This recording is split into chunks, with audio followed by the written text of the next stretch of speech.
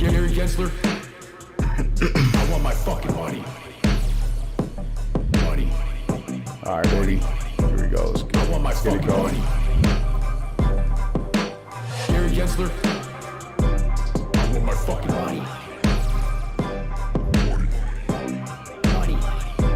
I want my fucking money. Gary Gensler. I want my fucking money. Money. Money. I want my fucking money.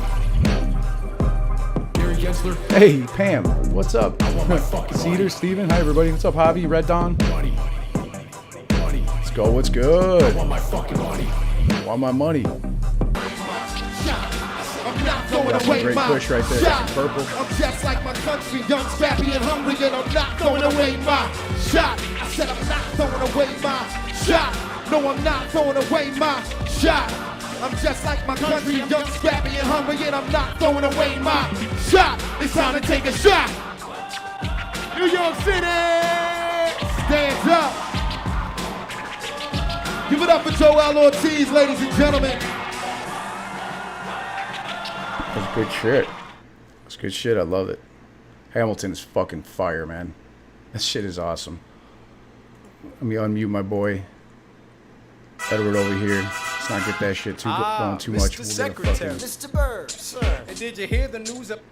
We will get a copyright strike, so let's not go too far into it. Young, scrappy, and hungry, and I'm not. What's up, Grandi? Joseph, Dave? What's going on, guys?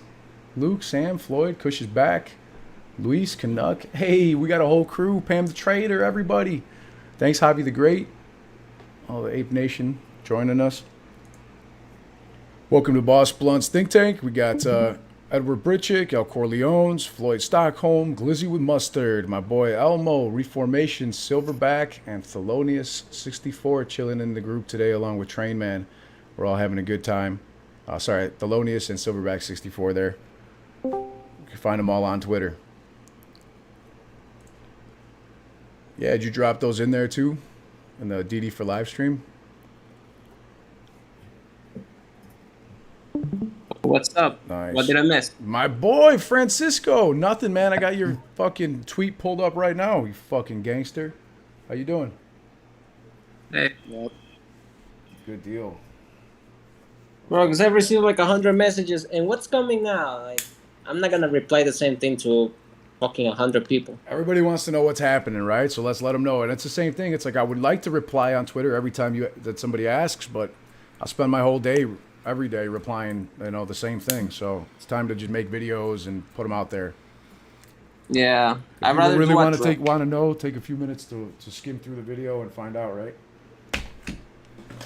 Are you like you're doing like streaming in YouTube or not? We are live right now, yeah, brother? Yes. Oh, wants to join me. Look at this fucking nug. Bro, that listed catalyst is fucking spot on. It's money. What this? What are you talking about? Yeah, the listed catalyst that boss has pulled up right now from Francisco. That tweet that he put out. It's like a list of like 7 or 8 things. NSCC 007. In case of a market downturn and market volatility risk, everyone must increase margin. This was already implemented last Monday, October 1st. Is that right? I believe it was last Monday. It's not on the Federal Register yet, but it's already implemented. I mean, you're right. It was Monday the 4th. My apologies. I wasn't sure what day, but I thought it was a Monday. I believe you're right. Yeah, I believe you're absolutely right. And then on top of that, we've got ridiculously high inflation in certain sectors. For example, used cars, food, imports and exports for ocean drayage, gas and food shortages, fertilizer prices. Could you guys believe that fertilizer prices are going to cause further increases in prices in food? Like, isn't that fucked up, Francisco, that there will be less crops likely because fertilizer prices are so high? And a lot of people might not be able to get their hands on it. Supply chain issues. Yeah. Yeah, exactly. That's all he's got to say because it's true. That's it. About enough said right there. Yeah, I mean, fertilizers are very, it's necessary for all food production. If that increases, everything increases. That's right, brother. Aside from that, I noticed you mentioned that offshore bond losses from Evergrande being recognized on the 23rd of this month. Yeah, because the first coupon bond expired on the October 21st, the 23rd last month. But remember, they have this 30-day grace period in China. That's right. So after the 23, we are gonna see those losses being recognized. What about on their other bond? Didn't they have another bond payment that was due on the 3rd that got a 5 business day extension? They all do, but they don't. I mean, they do recognize those in China has losses, but not really affecting foreign investors. It affects local market. That's what right. I mean. That's a So good if point. you wanna have the instant effect on foreign markets like U.S. stock market and all those, yeah, you need immediately the offshore ones. What's up, Raven, Grandi, Corey, Rennie? It's good to see all you guys and girls. Thanks so much for coming. Appreciate you. And yeah, Francisco makes a great point. One way or another, these bonds these bond issues in Evergrande are still gonna come around to bite us in the ass. You know, sadly, the 3-month Treasury bill went up. Or gladly it went up, but sadly it only went up 0.01. So we're at a whole 0.05 as of October 8th, I believe, which is not great for a 3-month Treasury bill. You can see where we were at, you know, and even back 5 years ago at 2.4, it wasn't in good shape, you know, let alone you could see during 2020 market collapse and COVID, it was actually negative. And at this point, it is negative if you account for inflation. Charlie is in the think tank. He just is very busy with his own videos as well. But he's here. He hangs out with us. But he's got his own group and his own channel and stuff that keeps him pretty busy, which I think is fantastic. Aside from that, Francisco, you mentioned that Treasury bills, like 10-year and 30-year bonds, are looking bearish. Yeah, brother, I would say. But this is the one we were talking about the other day, right, guys? This particular 10-year bond here. Hey, Edward. I mean, it's Sorry, go ahead, it's good. It's good if What's up, you're. man? Francisco, go ahead, brother. No, I was saying, because some people say, yeah, high yields are good. Yeah, they're good in long-term periods. Like if that increases gradually, that gives you an idea that the economy is straining. But if you have those spikes, like volatile spikes out of nowhere, that's very bad. Yeah. Edward, like Francisco just mentioned, look at this spike over here right now. This is in time frames of like basically 1 month. This is April, May, June, July, What's the orange August, line? and September. This is the United States basic 10-year bond. Check out like the way that this kind of reminds me of the volatility index right here. Look at the way that they contract and then collapse on each other and becomes bearish. And we're seeing the opposite thing. I mean, the exact same thing happen here. See that? Super fucking high prices on the bonds, and then a big decrease here on the orange line, which I can't remember. I believe it's the commodity futures. No. I'm not sure. The futures. Yeah. So basically, it's supposed to behave like that. If like it goes up, then the pullback should go on the same way. But now we're seeing that they're going divergent, and that's bad. That's not What's up, bad for Andre? AMC. Magneto, McCarty, Genesis, good to see you. So yeah, look, as you can see on this 10-year bond, you can see the price action escalates here, and then the actual futures are dumped right here, and then they completely reverse pattern. So every time that they are running opposite, they will want to contract into each other and pass each other, kind of the way that the fractals will. So as you can see here, the price shot down as the futures price shot up, and then they corrected. And here we've got the exact same thing happening to a much bigger exposure. Previously here we've got a small range. Over here it's about triple. And this is the current October, on the October setup on this Bloomberg terminal. Let me scoot this over just a little bit for those that can't see it. So you can see this is very fucking bearish, because here's our current price and here's where the futures is. That means the price has to come down here and catch up to the futures. And what happens to the price? Usually it falls below that of the futures previously. So we got a very good possibility that this will continue to dump really far into this, 1 you know, in the 1.0 range for a 10-year bond. Again, here's the 3-month Treasury bill rates as well, you know. You can look at the U.S. 10-year, it's only on 1.5, which is not good. Not good either. Okay, this might be crazy. 1.37 for September and around 1.4, 1.5 for October.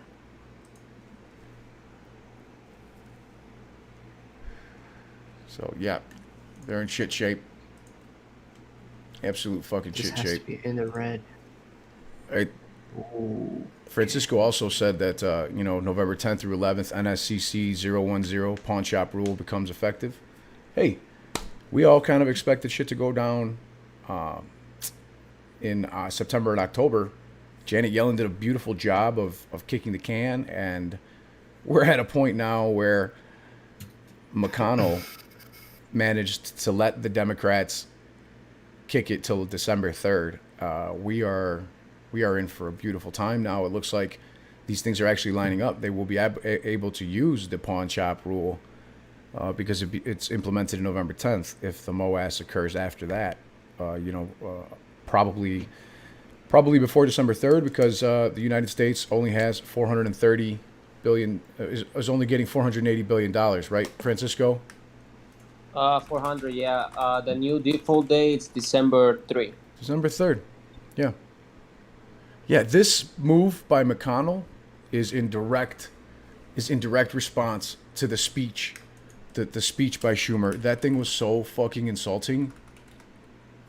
Man, do you think that that McConnell is going to let the government default to blame it on to be able to blame it on these Democrats?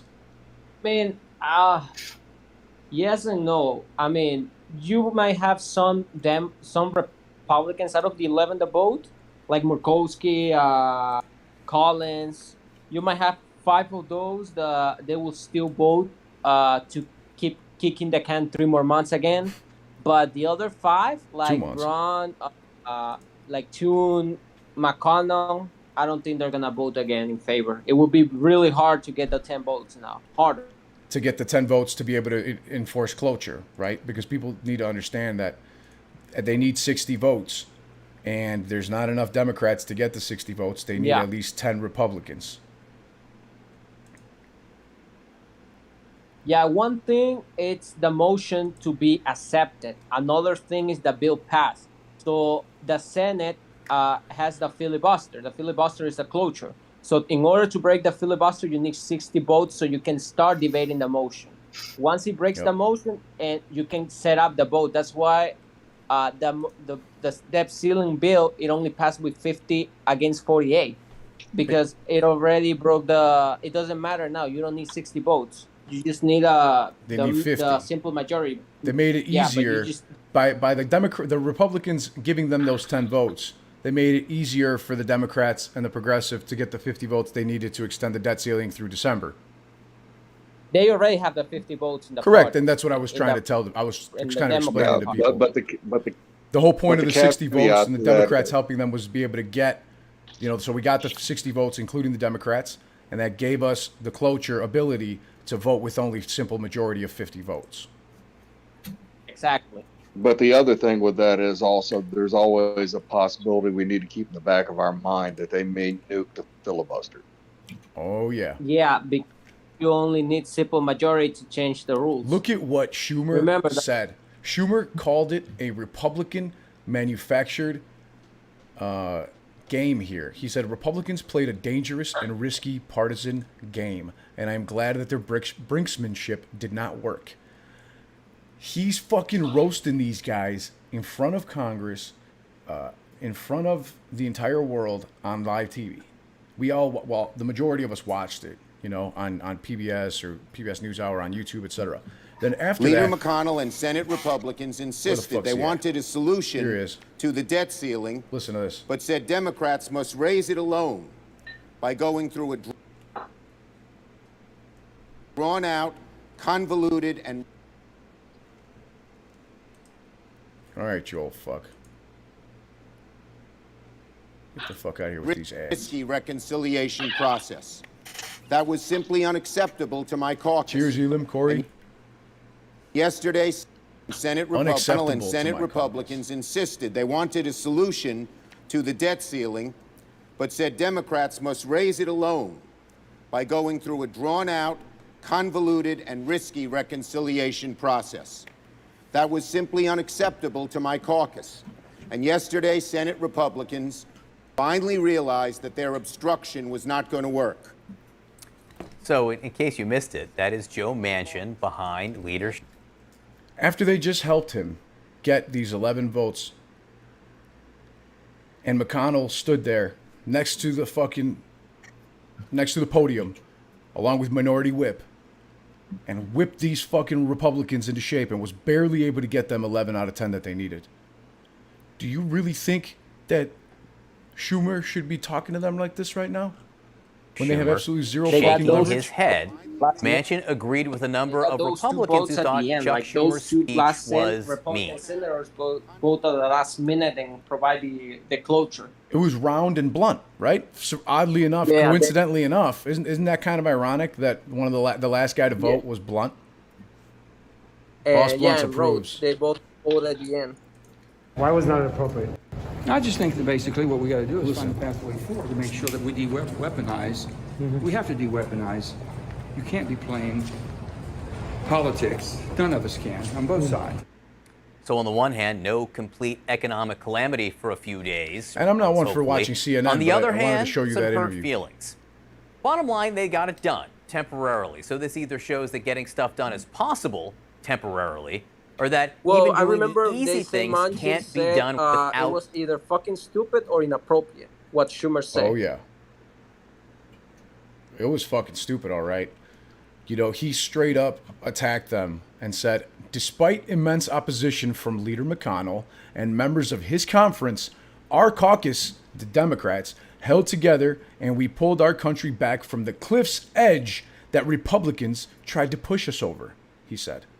As Schumer speaks, you can see West Virginia Senator Joe Manchin, who has urged bipartisanship on the major legislative flights in Congress, begin to shake his head in disapproval. The Democrats themselves are shaking their fucking head in disapproval of what the hell this idiot's saying. Halfway through Schumer's comments, which runs just about over 4 minutes, Manchin gets up and leaves. That's fucking awesome. We get it. He was stressed. Like, Schumer was really stressed with all this bullshit. And do you think that this speech is making it any better? Mr. President, December. Yeah, exactly. Avoiding a first. Oh my God. Here it is in full, once again. You can't say that. On the national debt. On Monday morning, I said we needed to pass a bill to address the debt limit by the end of the week, and that is exactly what he takes his gloves off and slaps him in the face. Dangerous and risky partisan game, and I am glad that their brinksmanship did not work. For the good of America's families, for the good of our economy, Republicans must recognize in the future that they should approach fixing the debt limit in a bipartisan way. Think this is a good time to be posturing? What is needed now is a long-term solution, so we don't go through this risky drama every few months. And we hope Republicans will join in enacting a long-term solution to the debt limit in December. We're ready to work with them. Leader McConnell and Senate Republicans insisted they wanted a solution to the debt ceiling, but said Democrats must raise it alone by going through a drawn-out, convoluted, and risky reconciliation process. That was simply unacceptable to my caucus. And yesterday, Senate Republicans pretending he has finally leverage. realized that their obstruction was not going to work. I very much thank. Instead of thanking them for working together, he points out how destructive they are. My Democratic colleagues. Does that seem like teamwork? Showing our unity in solving this Republican-manufactured crisis. Oh, wow. Immense opposition. Did you hear that? That's fucking insane. Was not going what to an work. idiot. I very much thank my Democratic colleagues for showing our unity in solving this Republican-manufactured crisis. Despite immense opposition from Leader McConnell and members of his conference, our caucus held together, and we've pulled our country back from the cliff's edge that Republicans tried to push us over. This is a temporary but necessary and important fix. Fucking Schumer. Convoluted and unnecessary reconciliation process. This vote is proof positive that the debt limit can be addressed without going through the reconciliation process. Debt limit. Lord help us come stay December, out come of the November. way and let Democrats address the debt limit ourselves. It's over, dude. Yeah. Those are the two choices, and it's very simple. Senate Democrats want a long-term solution to the debt limit to make sure financial markets remain stable and our economic recovery stays on track. America's full faith and credit must never be used as a political bargaining chip. I hope my Republican colleagues relent from trying to make it one when we revisit this issue soon. So now that Republican brinksmanship is relented, and he goes Senate on, Democrats will focus on passing Build Back Better agenda so we can finally build up ladders of opportunity for people to climb up to the middle class, to help. Okay, people, I don't want the government to default. Don't get me wrong here. But when you've got $480 billion to last you through December 3rd, that's 2 months, and the government spends $500 billion a month on average and only has a revenue of $200 billion, that's a $300 billion deficit per month. Does it take a fucking genius to figure out where we're going to be in about a month and a half? Or should I just say late November? The exact same place we're at right now. And the only reason that this worked out is because McConnell said it was going to be. And guess what? McConnell tells Biden that he won't cooperate with Democrats to raise the debt ceiling again. He says, I am writing to make it clear in light of Senator Schumer's hysterics and my grave concerns about the ways in another vast, reckless tantrum.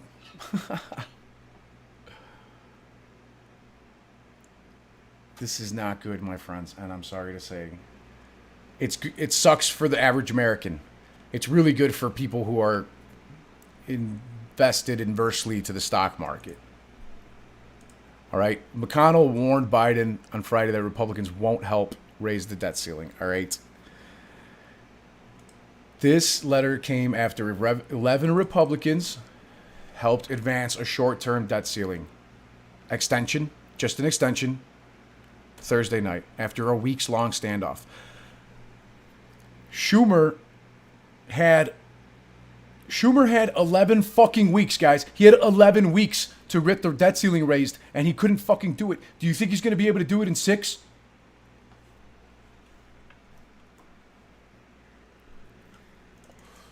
Republicans were further frustrated on Thursday night by Schumer, who railed against them after 11 of them voted to advance the debt ceiling bill. All right, conservatives such as Ted Cruz, Rand Paul, and Mike Lee insisted on it needing to overcome the 60-vote procedural hurdle.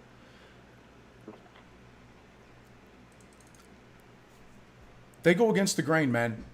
And now all these other 11 are going to be siding with Ted Cruz, Rand Paul, and Mike Lee. And McConnell is as well. And he already fucking said that. McConnell's letter's a warning to Democrats, but it gives an early signal to his own members that he won't give Democrats the same off-ramp in December. This decision this week to open the door to a short-term debt extension earned him an unusually intense level of criticism from the Senate GOP caucus. That's people on his side, the Republicans. They don't give a fuck, man. Manchin and Mitt Romney and GOP whip John Thune were among the senators who spoke to Schumer after the speech, telling reporters that I let him have it. McConnell wrote, last night in a bizarre spectacle, Senator Schumer exploded in a rant that was so bipartisan, angry, and corrosive, that even Democratic senators were visibly embarrassed by him and for him. This tantrum encapsulated and escalated a fucking pattern of angry incompetence for this idiot. Schumer is screwing the entire Democratic Party and Americans and people that are invested in the stock market come November. They're pissed, man. They're fucking pissed. All right? He literally said, I'm writing to make it clear that in a letter, in light of Senator Schumer's hysterics and my grave concerns about the ways that another vast, reckless, and partisan spending bill would hurt Americans and help China, I will not be a party to any future effort to mitigate the consequences of Democratic mismanagement. What does that fucking mean? The first time ever defaults on America's debt because these fucking idiot Democrats can't get shit done without the help of progressives and Republicans. We are fucked come November. God damn, we're going to be so fucking rich. Holy shit. That's another thing. Two ways they can raise the debt ceiling. The first one is reconciliation. That's what McConnell is pushing. McConnell's telling us no. Right? That's what we just did. And what is McConnell telling us right here, brother? Say it once again for the people in the back, Francisco. The problem with Republicans are pushing Democrats to do reconciliation. That means doing them on their own. But the problem with that is that the reconciliation takes 2 weeks minimum to do it. Yeah, 2 weeks minimum, and that's if they agree, right? Yeah, and that's all 50. And all 50 Democrats, because you need all 50 Democrats. Every single fucking one. And then don't you also need 2 or 3 progressives on top of that? No. You need all 50 Democrats plus Kamala Harris. And the Kamala Harris to tie break the Thank you, the vote. brother. Okay, I knew there was one more. So 50 plus Kamala Harris. Excellent. Yeah, but wow. But here's the problem. Here's the problem with that. But here's the problem with that. Yes, brother. Reconciliation has a lot of problems because you have to put in a specific value, and right now, remember, they're doing the 3.5 trillion package, so they're busy doing that. Yeah, they are. Yeah, of course. But they've got multiple fucking packages that they've got to pass, as well as the debt ceiling. Yeah. Raising the debt ceiling and agreeing to how much to raise it. So even if they pass these packages, that doesn't mean that the Republicans are going to help the Democrats in any way. Exactly. They're fucking pissed. But here's the thing. Exactly. Here's the thing. They will work these 2 months simultaneously with 2 reconciliation packages. It's gonna be a fucking mess. And the problem with that, with doing the reconciliation on the debt ceiling, it's that you're doing something that has always been done bipartisan. You're doing it partisan. Always been done bipartisan. That means both parties. Yeah, and it can bring a lot of political problems in the future. If you don't acknowledge your previous president's debt, right? The next party will do the same, and that can bring problems in the future. That can unstable the financial system. It's a lot of bullshit, and that's why Democrats because Democrats could have done the reconciliation and fuck the Republicans, but they want to do bipartisan because they want Republicans to always acknowledge the debt, as well as the Democrats on a bipartisan, whoever president is. So that's the matter. And from what I heard from Coons from Connecticut, he was like, no, we're doing bipartisan, the debt ceiling again in December, because nobody in the Democratic Party wants to do it partisan. They want to do it bipartisan. It's going to be a fucking mess. I would like to say one thing to people in the chat. I respect and appreciate everything that you guys have to say. And then somebody said the policies, and they don't want a default because their very own stock holdings will tank. However, you have to understand that the people that want this and are able to make this happen, they're able to buy and sell at any moment, and they know exactly what the fuck they're doing. So just because they may not be holding something in their name doesn't mean that they don't have companies or other people that have it held for them. And even still, you can see it in their 13Fs. You're going to believe that they sold because of ethics? Yeah. On top of that, a special operations unit and contingent of the United States Marines has been preparing soldiers in Taiwan, Taiwanese soldiers, for a potential invasion of China in secret exercises. The Wall Street Journal revealed in a report that was confirmed by the Pentagon just last week. So there are American troops on the ground, Marines, that are training Taiwanese soldiers. So we may not be directly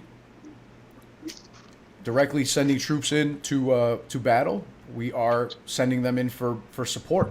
And that is the kind of thing that people that countries remember during wartime, especially such as China helping Afghanistan by sending the Taliban money because Afghanistan has no money to pay their teachers and doctors and hospitals. However, at the same if time, I can say something, they're boss, go ahead, brother. I want to hear it. We actually, and I know it's not common knowledge. They do this a lot, but I do want to hear what you have to say because Silverback here has military background. Go ahead, brother. Yeah, we for a lot of years, decades, have had operational training with Taiwan, South Korea.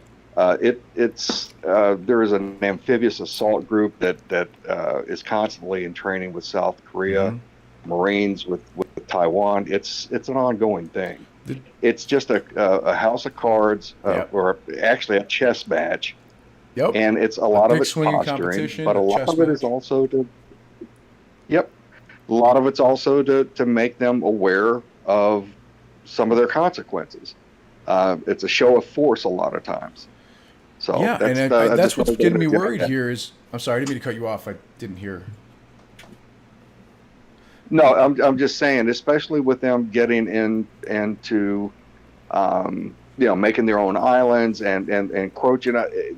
When you start getting into areas that previously have no military presence, and they start making bases out in the middle of basically a shipping lane, it becomes an issue to where you have to do a posturing show of force. Yeah, no shit. And this has been a game. That's what they're doing decades. right here.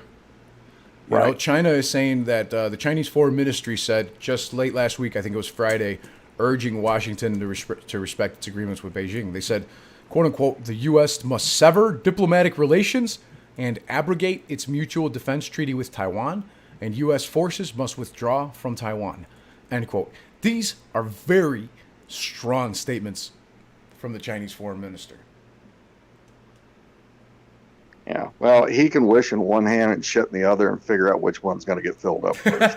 Yep, you sure fucking can. The thing is, if they're sending record numbers of airplanes to fly over Taiwan, and we're seeing things like this, like threats from China threatening America to sever diplomatic relations and abrogate its defense treaty with Taiwan, it's not looking very positive for anything more so than a standoff, you know? So it could be as minimum as just a little political dick swinging / standoff / military might power, a show of force, or it could be something much more. And I don't want to speculate other than this is what we're seeing on the news. This is what the foreign ministers are saying. That's all I got. Had a lot of. I mean, we went through the same shit with Hong Kong prior to it going back. You know, when the lease was up with Britain, a while, 2025. Yeah. So when it went back, we had the same problems with Hong Kong. They were shows of forces that everybody's wanting to flex a muscle, but everybody is also scared to say boo. So you know what I mean? Yeah. It's the oldest game on the planet.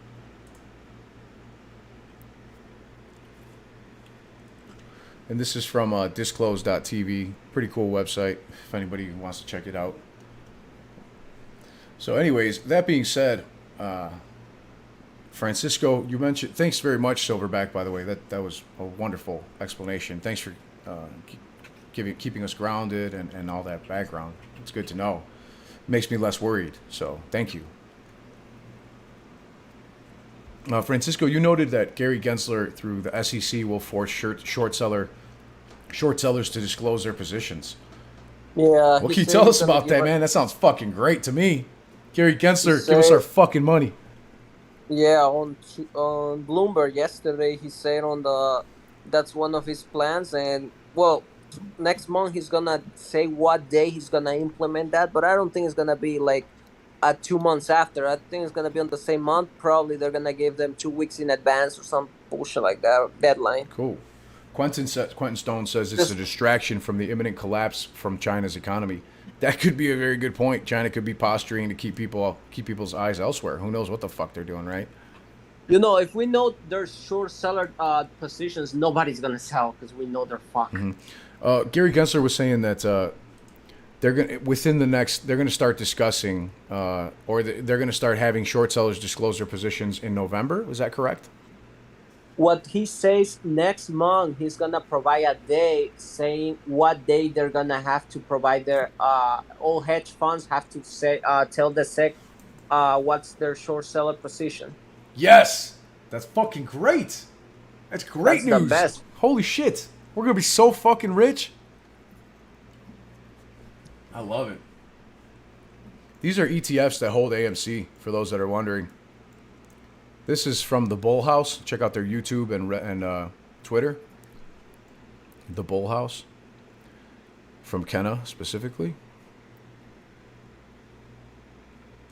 So, as you can see, there's a lot of fucking ETFs that hold even just AMC. What can you tell us about the new CAT system, brother?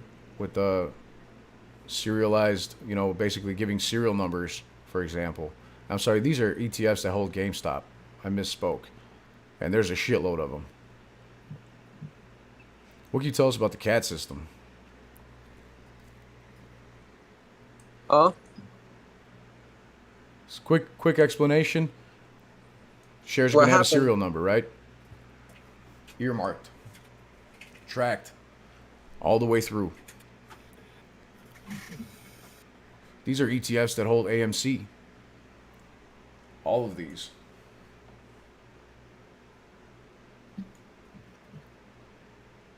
It doesn't even fit on the fucking screen. I should move it over.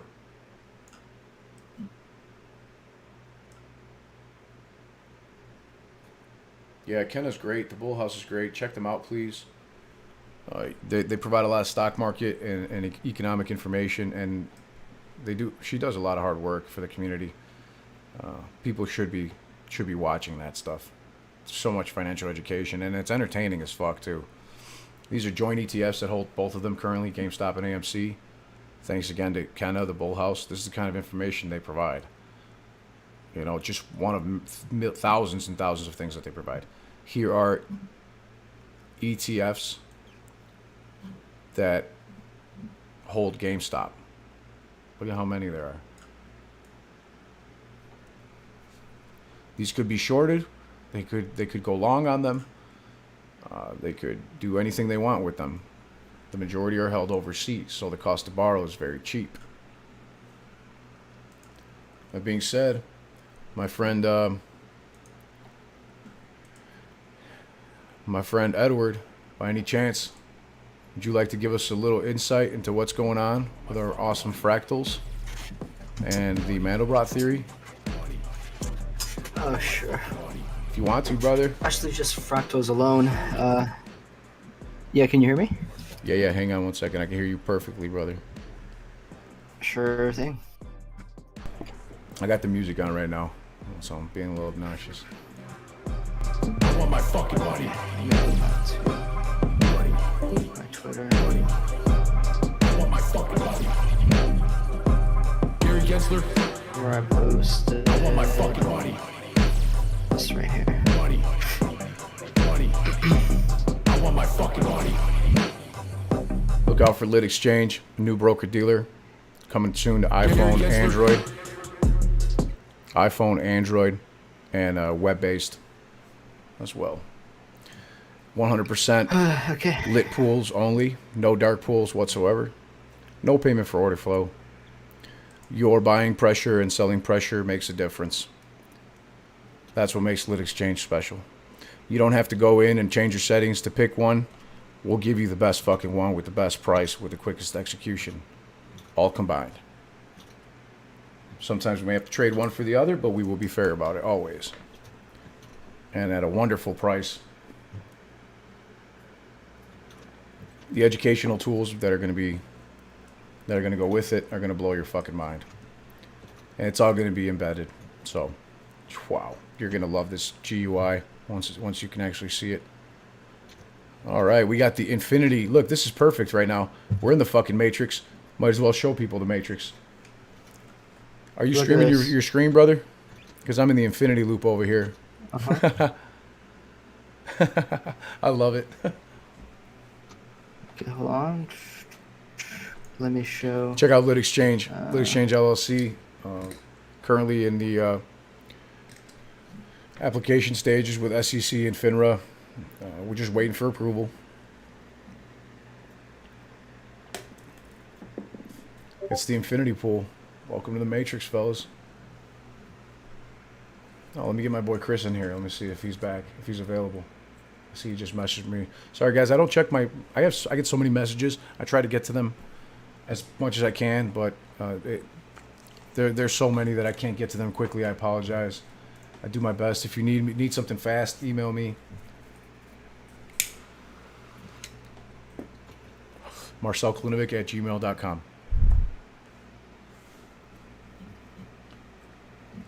Let me get my boy Chris an invitation too. I just need to get this off my screen for one moment.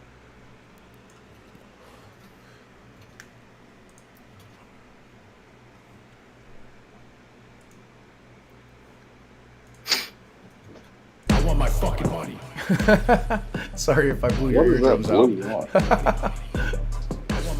I didn't mean to play that, so sorry about that. Fuck your eardrums. No, I'm just kidding. Just playing. But Gary Gensler, I do want my money. Ken Griffin, where's my fucking money? Gary Gensler. Chris, come join us. I want my fucking money. Got these goddamn wrinkle brains in here now.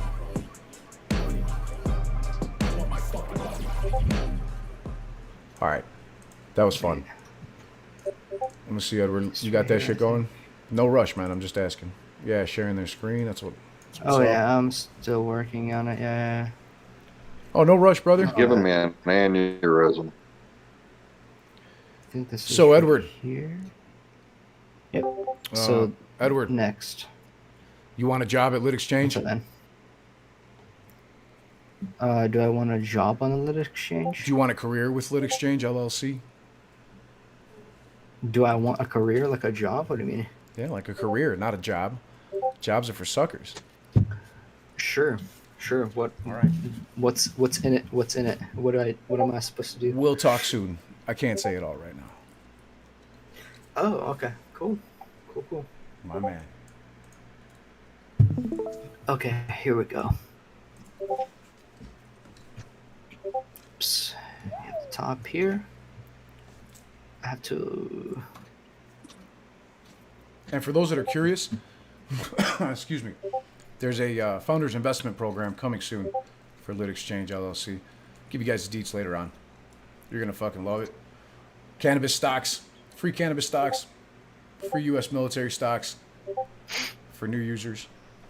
Invitation only. Founders Investors Program contributors will be the first to be accepted.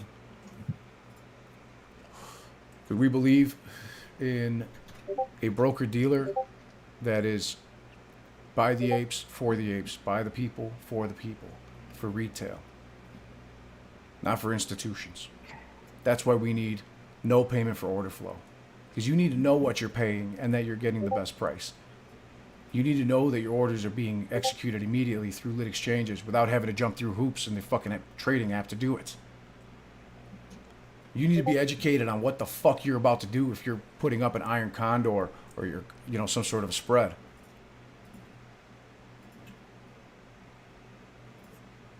This shit is a fucking the most fun, risky game, financial game, and with the most serious implications that I have ever played in my life.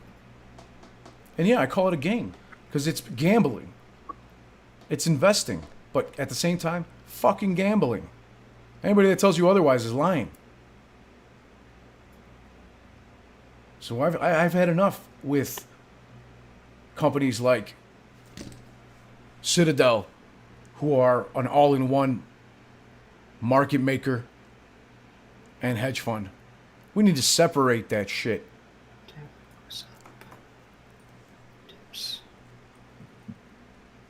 We need to separate that shit. That's nonsense. But anyway, that being said, look out for Lit Exchange. You're going to fucking love it. Chris here, Mr. Phillips. Yeah, Canuck. We're going to be giving away 2 free cannabis stocks to founders investors, as well as 2 free U.S. military stocks to people that are in the military because they cannot own cannabis stocks, technically. Until maybe Biden over here decides to legalize it. I don't know, that old fuck may or may not do it. But we'll see. Things are beyond Biden at this point. He's just a puppet. You guys got to remember, the president is but a puppet. He's a mouthpiece.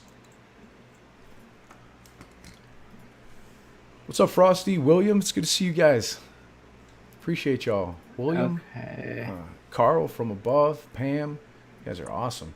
Do me a favor, drop a comment, drop a like. Feel free to say hi in the chat. I want to hear what you guys have to say too.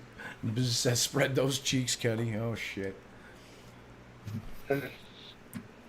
Hello. Yo. Best of the rest. I dig it, man. I like it. Yo, boss, I have to go, man. Hey, Francisco, thank you so much for coming. Everybody, please check out Francisco on Twitter. My guy over here, he's always coming out with great content. Thanks for being here, brother. Hey. It's at Francesco0996. Oh, so this is where we are right now. This is happening next. From here.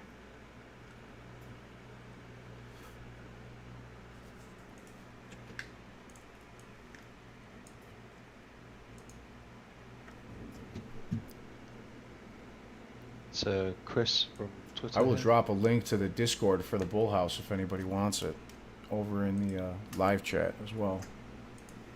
For I'm sorry, that's for for the Bull House Discord. I said that. Okay. Thanks, Raven. Yeah, I love having Francisco on. I mean, all these guys, these people are a wealth of information, and that's why they're here. And I'm humbled that they're willing to spend their time sitting here talking about this stuff with us right now. So each and every one of you, let me just say thank you to Night Films, Mr. Flibbles, El Corleones, Floyd Stockholm, Elmo, Seeing Potency, Silverback 64, Thelonious, and Trainman. Thank you for your time, guys, and appreciate you coming over here to hang out and discuss this stuff with us, because it's important. And I love technical analysis. I do think that it is speculation, but that's what reading charts is. It's speculation. Just because you think or expect a stock is going to do something doesn't mean that it cannot be manipulated. Doesn't mean that things can't change. So at the end of the day, take it with a grain of salt. Hey, Use your own head and do your own due diligence.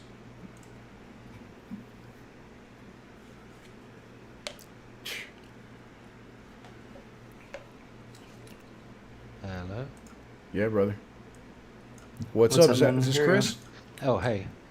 Yeah, it's Chris. It's Chris here. Hey, Chris. Welcome, brother. Welcome over nice here. Nice to meet you. We got another wrinkle brain over here, guys. I want you to meet Chris at power69_flower over on Twitter. Thank you. He's got some really interesting information as well that we can pull up for you here. Yeah, I'm sharing my, my sharing boy, my trading view.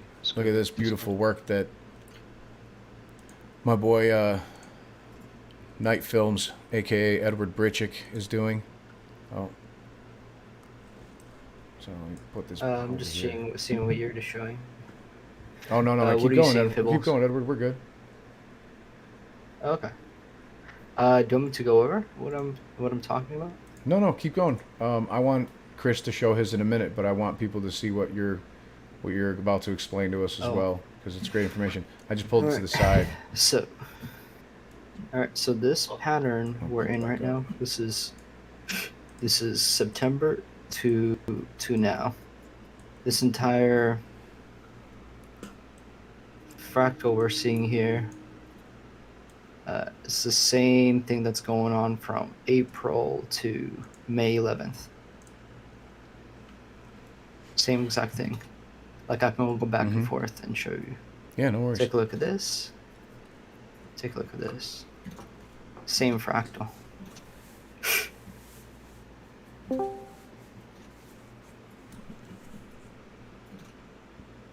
still have that triple carrot. And which ones are we looking at? Show me the blue one. This one. Which one is this? What date is this? Which one is what? This is what chart are we looking at right here? 2021. This is April to May. April of to May. 2020. All right. Sorry, 2021. Yeah. And this area right here is what's going on just previously.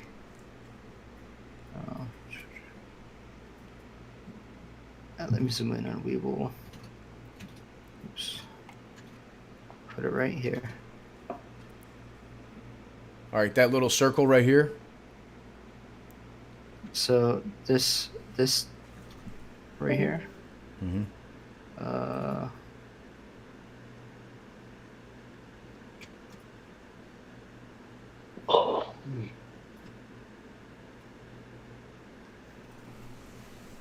See this area?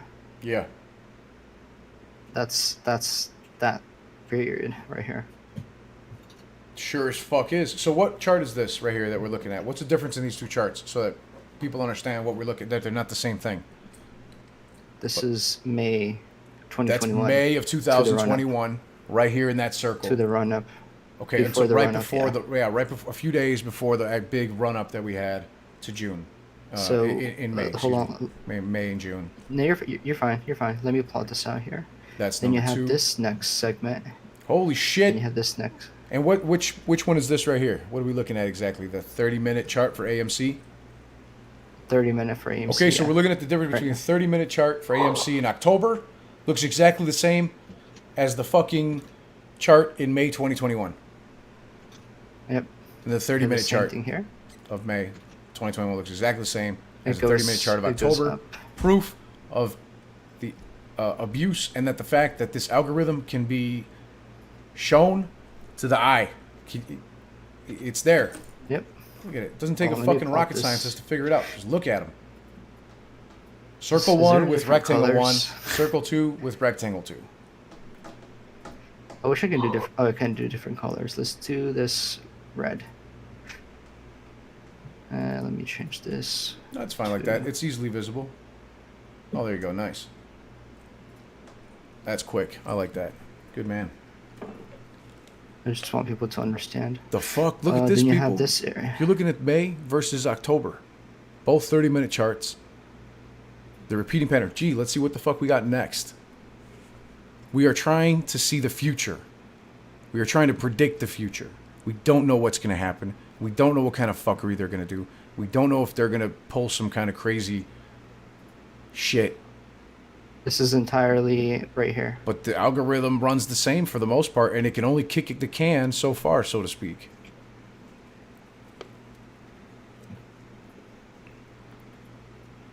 Oops.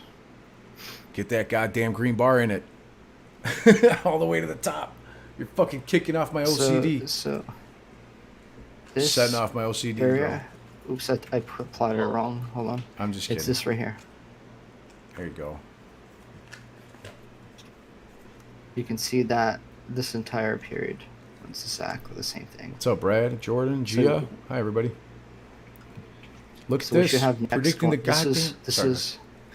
This is the future. No, you're good. You're good. This is the entire next fractal future. Okay.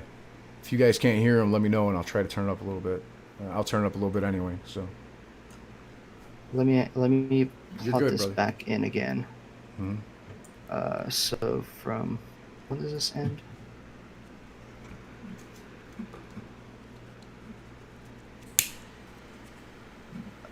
We ended red right here.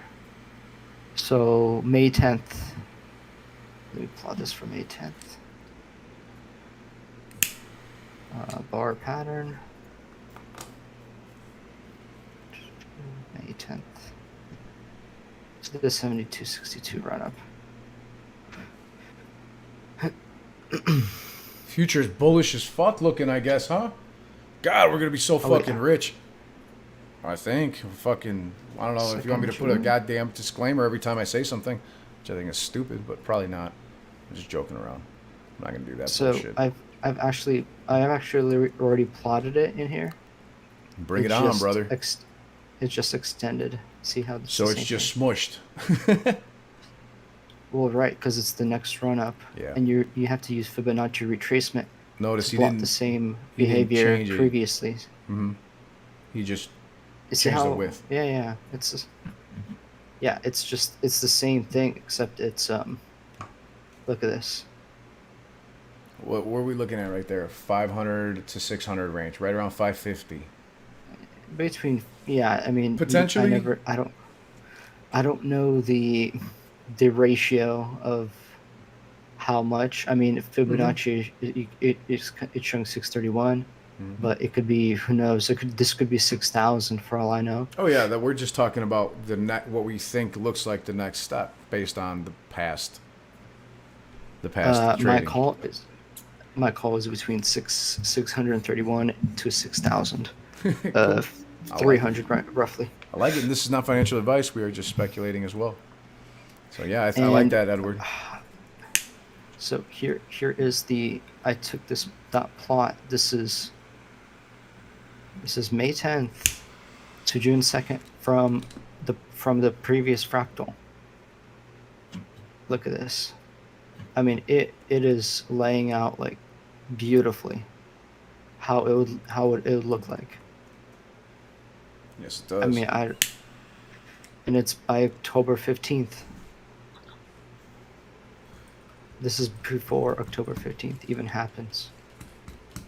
So we might even go past 72.62 next week. That would be sweet. Next week is going to be Cool. Zoom in a little bit for me, please, brother. Towards the end there. Towards the today. Not quite all the way. Just keep it going.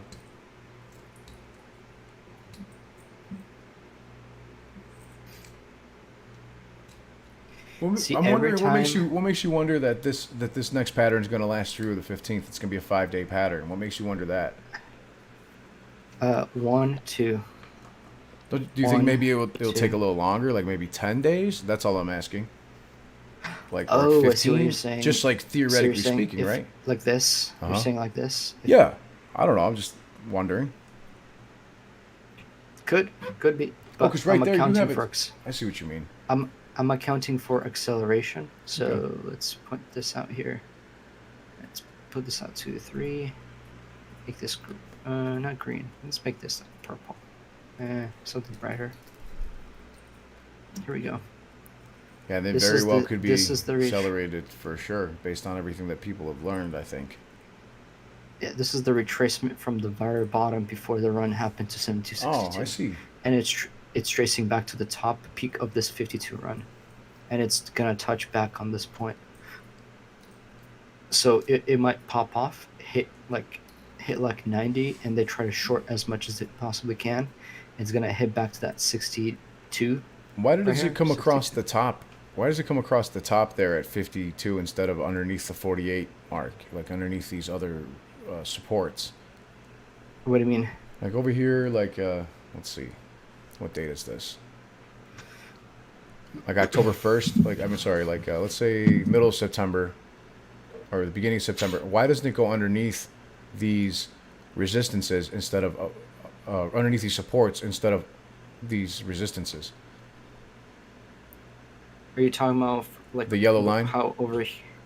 Yeah. So you see the line underneath it? Because it's the same thing that's going on right here. Hold on, let me show you. Okay. You have the same thing being played right here.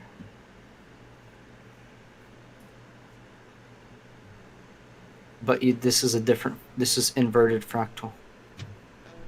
See how this entire period right here? Yeah. Sorry, this right here. Mm-hmm. See how it's always underneath it? Yeah. Watch this.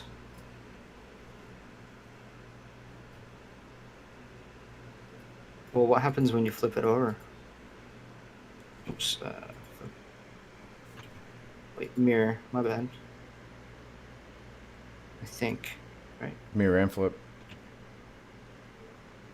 Oh, it's going to be flipped. There we go. Mm-hmm. So what happens when you flip it over?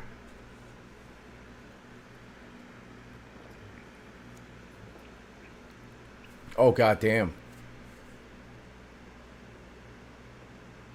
You're having this. It's the inverted action of what's going on here.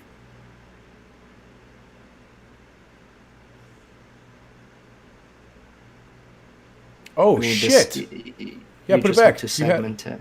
You had it. This is the inverted.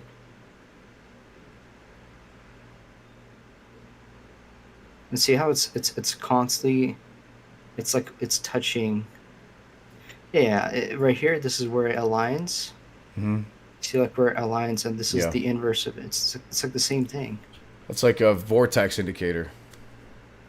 Right. This is just segmentation. I see. This is fractal segmentation between itself. That's scary, scary similar. Cool, man. Oh yeah. Yeah, Tyrese. He said his. Edward so said his price the- target is between 630 to 6,000. So, God bless. And that's This for the next entire- run up that he was speculating on here. This entire run is being traded. Well, this movement is being traded underneath the yellow. Even before this cusp occurs, this is going to be the complete opposite, where you have. I mean, it might have. It's still similarity where it's traded right here below. Correct, because JH. That's this a prediction area- for the next run up, not a floor sell price. Is all as Edward is thinking to himself and to us. But he's not giving This- anybody any advice. He's just telling us what he thinks. Right. It's the same thing that's going to happen here, except it's Cheers to It's that. I'll drink to that, much- brother. much more violent right here.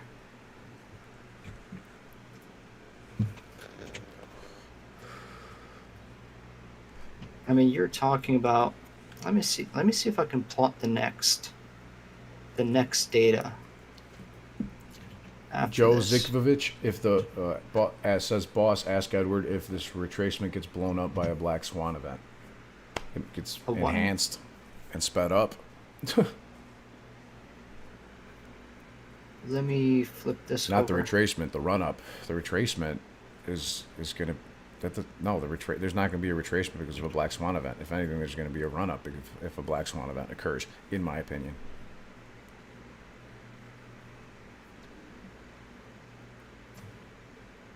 Okay.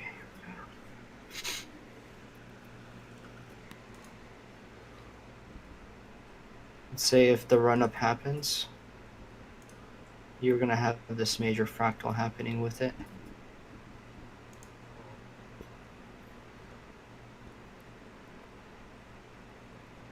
Oh, fuck yeah. Oh, fuck yeah, man. Now we're talking. Shit. God, we're going to be so fucking rich. I need to multiply this a lot more. Multiply that shit. I need to like separate the segments. Like there's fractal segmentation that's happening here. Like imagine if this was not there. Hold on. Now a MOASS event would look like hold on. Ours. From here.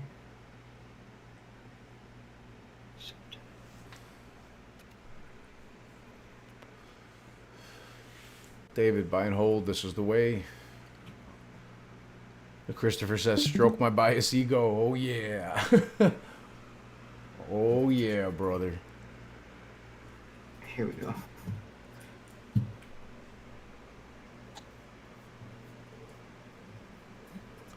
Thank you, Pam. Please smash the like, everybody. Drop a like for the algorithm. Drop a comment if you want.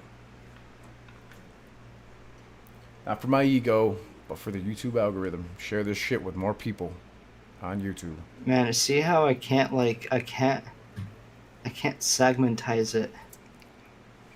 I see. No worries. This is great information, Ed. Thank you so much, man. It probably looks something like this. It will just. I see what you mean. You want to cut off a portion of it, but it's not letting you in. No, it's all good. I understand what you mean. You want like the end half, the second half of it. Mm-hmm. That's not a problem. We can mess with that and play with it for the next stream too. This has been incredibly informative. let's see what we got here. Yeah, it wouldn't be this massive drop. It would be like a constant movement upwards. Yeah, if like you this can first half imagine of it wouldn't be there. Like here, Nice. if I zoom in.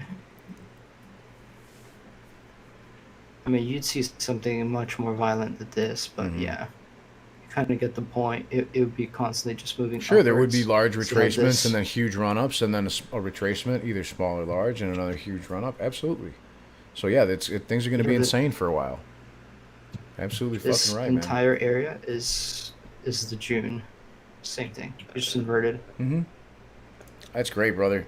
But let's move over to Chris here because Chris also had some great due diligence and TA, just like yourself, and I think Edward, you're really gonna like this too, man. This is right up your alley, brother. Yeah, I'm watching. Yeah, Chris, you mind kind of giving us a little rundown on what this is? Because I am so fucking intrigued, brother. I want more. Yeah. Yeah, sure. I don't really know where to start, but yeah, I really like the fractal stuff. I think that's like uncovering a lot of different aspects to it. I am kind of focusing on just like the regular technical stuff, but using some kind of more like, I would say, obscure tools to look at it, because and particularly in terms of volume, and that was something that Astro kind of turned my attention towards. I don't know what it is about volume necessarily that just seems to give away the shall we say, the market makers and the institutions' footprints, but there's some aspects to it that are pretty intriguing, and I'll start out with like this pretty fun one here just to begin with. It's called Neglected Volume by DGT, and I'm looking at GameStop here. I'll look at AMC. Yeah, here we go. So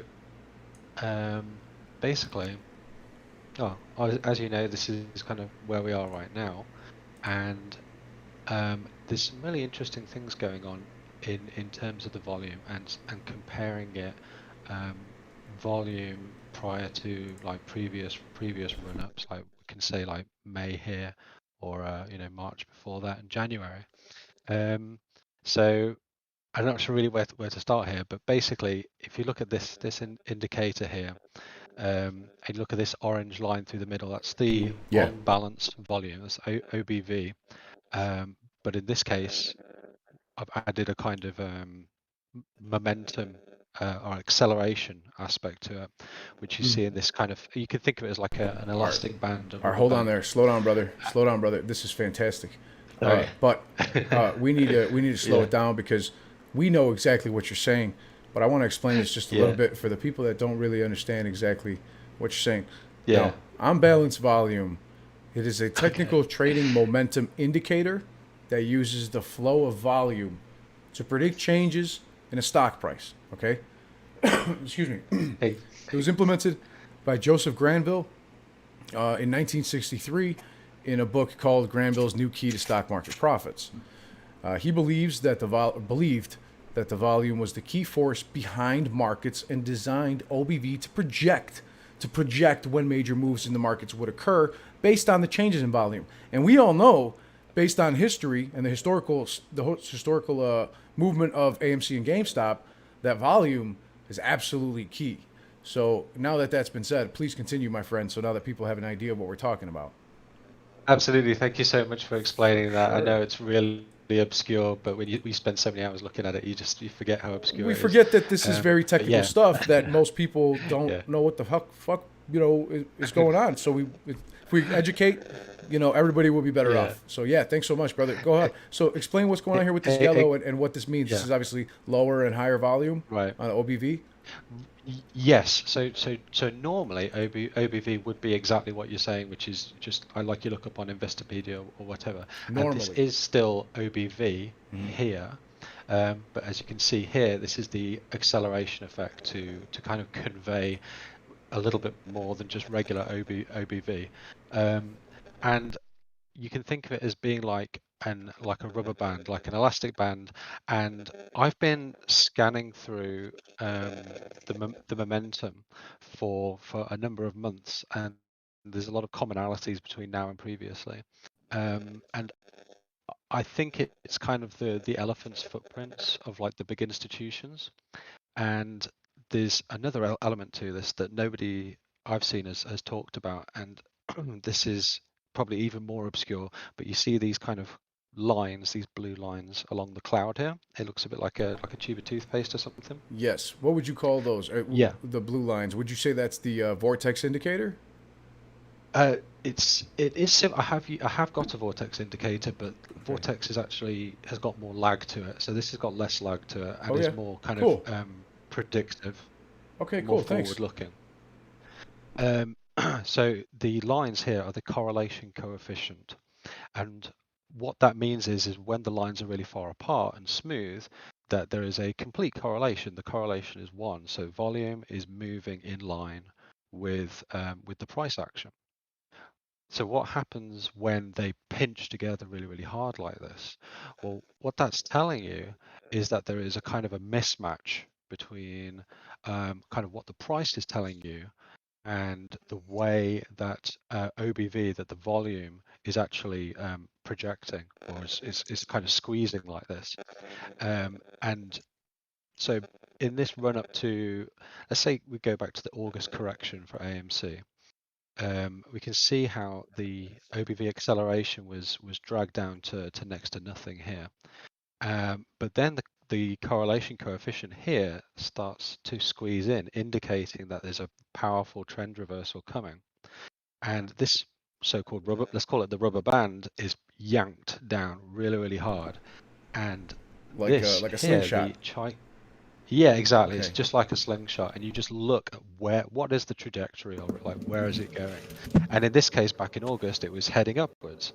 And if you look at the green line here in the middle, this is the money flow, or specifically the Chaikin money flow. It's just, you can just think of it as being, money flowing in versus money flowing out. Exactly, CMF. Yeah. That looks like the cusp, by the way. From what I've been kind of showing, see how there's like a cusp, like it's caret underneath where the peak meets. If it's a bottom cusp, it's an upward trend. If it's an upward, like a cusp that's like a top caret, it's a downward trend. Looks like are you using Weibo for charting here? Yeah. Or is this? No, I'm using a Trading View. Trading View. Thank you very much. People were wondering. So I wanted to know. Thank you. Yeah. So the Chaikin money flow is really, really key here, and I like to look at the trajectory of it, like which way is it pointing. So let's just say we've yanked back the slingshot here, and then you have to ask yourself, well, what direction is the money flow pointing? Well, the money flow is upwards, strongly upwards. This is the nadir, the low point of August here. So with that kind of context for you, maybe it's a little bit of confirmation bias for everybody, but if you scroll forwards to 8th of October here, there's some really interesting things going on.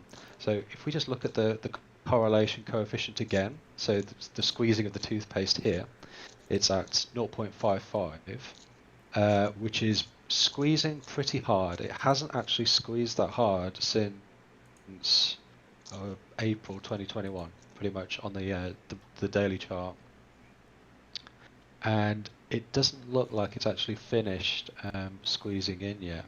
And what that means is that there is like a really strong growing mismatch between the price action and the volume. So there's definitely something happening here. Yeah. And again, if you zoom in, you can see that Chaikin money flow is pointing upwards very, very hard, which makes me really confident. Hey, that's bullish as fuck.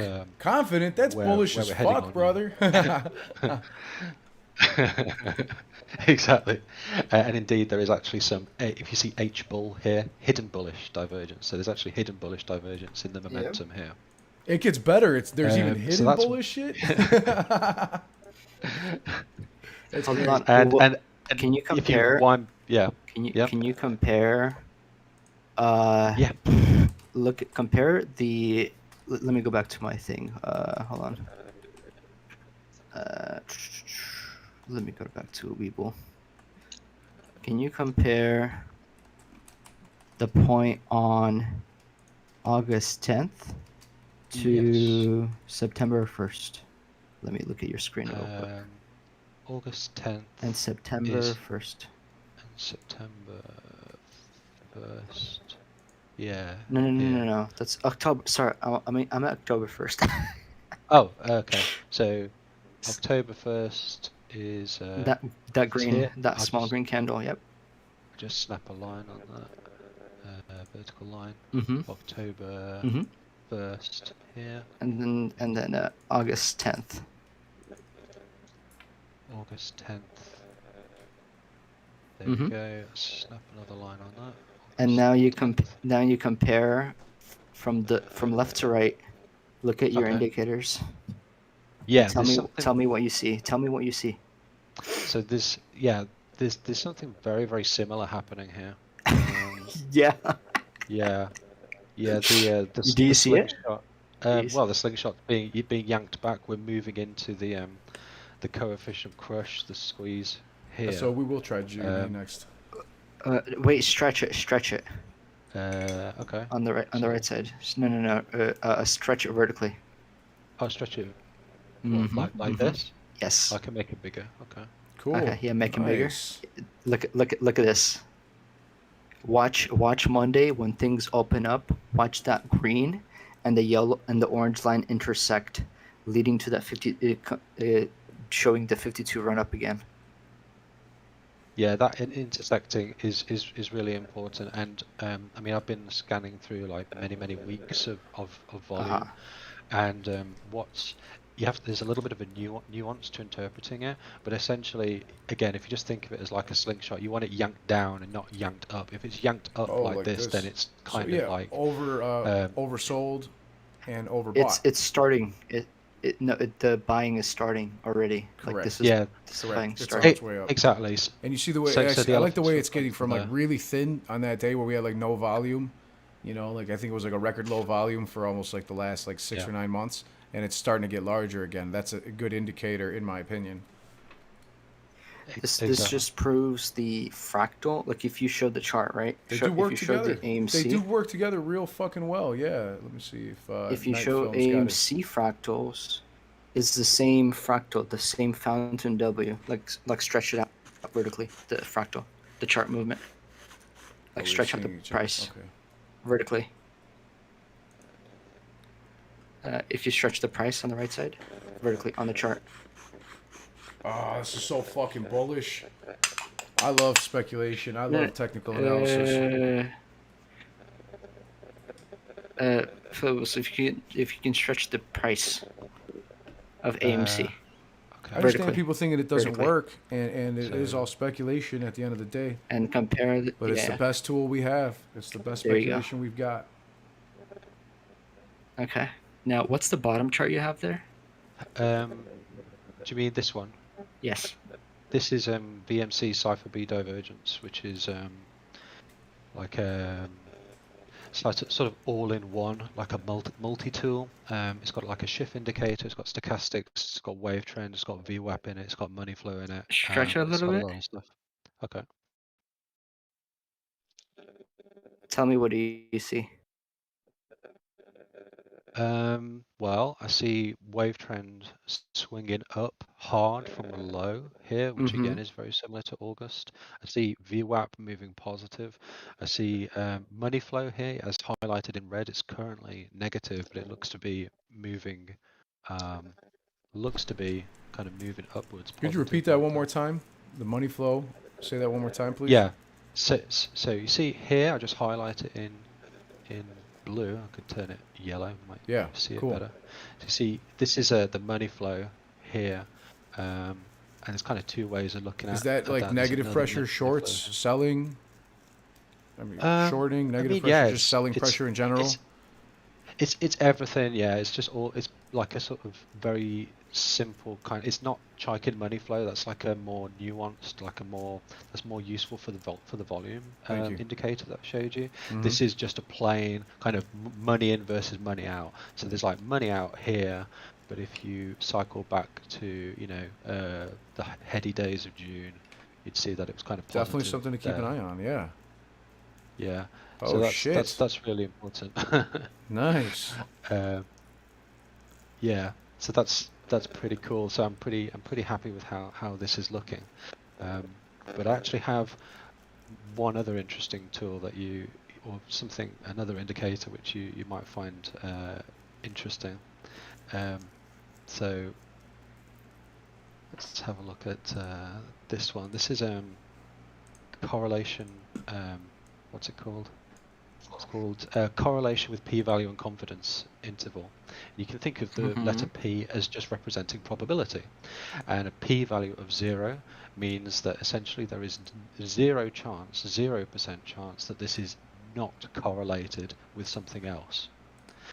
So I took AMC and I applied this correlation tool here and compared it to GME. Okay. Well, you probably won't be surprised to see. You compared AMC to GME? They're aligned? There's significant positive correlation, which means it's unlikely that they're not correlating. Okay, so hold on, let me slow you down, brother. One step further. Let me slow you down. Sorry. Chris is saying that there are currently six positive indicators that are showing that AMC and this GameStop. Republican manufactured prices. Despite immense opposition from... Chris is saying that there are 6 indicators that are showing currently that AMC and GameStop are in a time of running together. Sometimes they run together, sometimes they run opposite to each other because of the way that they're manipulated. But currently it seems to be that the 6 indicators that he's seeing are showing that they're running together. Please continue, my brother. I just wanted to state that. Thank you for breaking that down. That's so helpful. So that's this, you could think of that as just regular correlation, and that's interesting, but it's not that special. What is slightly different is here. I don't know if I can. So I'm actually comparing the correlation with the Chaikin money flow, which is unusual. So I'm not just comparing like regular price movements or something like that. Say that again, because I'm a little slow. Say that again. I'm kind of sorry. No, once yeah. More. So this tool, the PIG tool here, I am not just looking at the comparing the price movements. What I'm comparing is what we were looking at in that previous tool, which is Chaikin money flow. So we want to compare the way that money is flowing in and out of AMC and GME. Fucking genius! I love it. You guys are awesome. keep it going. So again, this is on the daily chart. The Chaikin money flow is significant positive. There is a 0p probability that they are not correlating. So that's a pretty big fucking. You said there's a 0% chance almost, according to those indicators, that they're not. Yeah, it's there. P value 0. How much correlations can you add? How many different stocks? Can you add crypto? Can you add stocks to this? Correlation data? Right, Jordan Kimmery, that's why we call it speculation, my friend, technical analysis. That's why we don't call it reading the future. Because if we call it reading the future, we'd all be filthy fucking, well, everybody in the world would have been filthy fucking stinking rich already. Let's put it that way. So again, this is technical analysis, not reading the fucking future. Speculation. Please continue, to answer your question, it was you would have to load it up kind of in separate windows to do that. I don't know if you could load all of that onto a single screen. Maybe someone else could try that.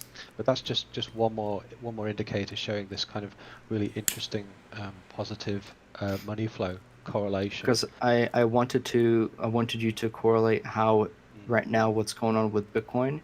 Because Doge and GME runs against Ethereum, AMC, SHIB, and what's the last one?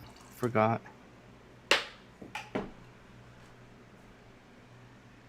What was my chart? Hold on.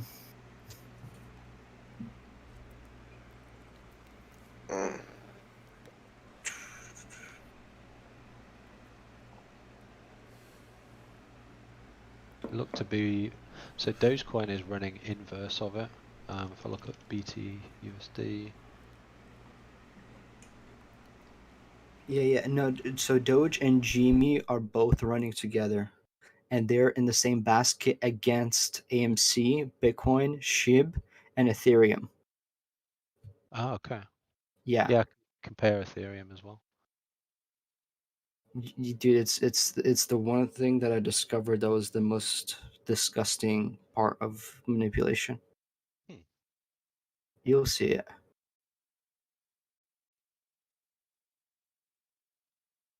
I don't know if you can drag time. Oh, you can drag time. Oh yeah.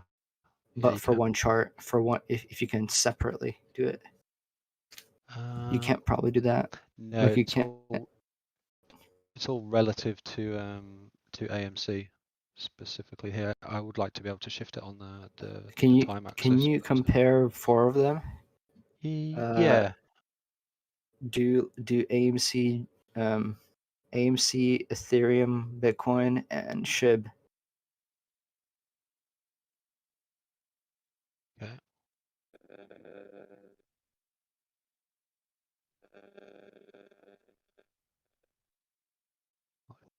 Indicators.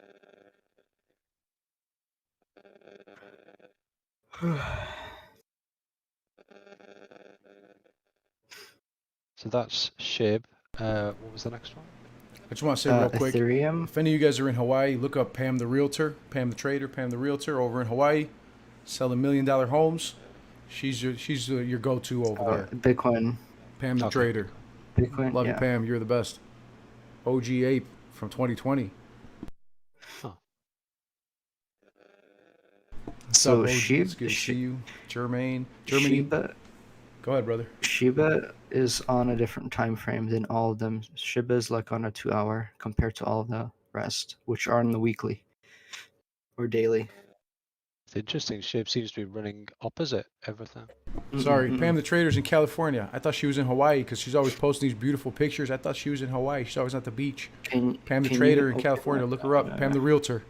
#1. Go to like another tab and open SHIB by itself. See so and many look beautiful at homes. The I thought SHIB it must on the be 2 Hawaii. Yep, already got it open. There you go.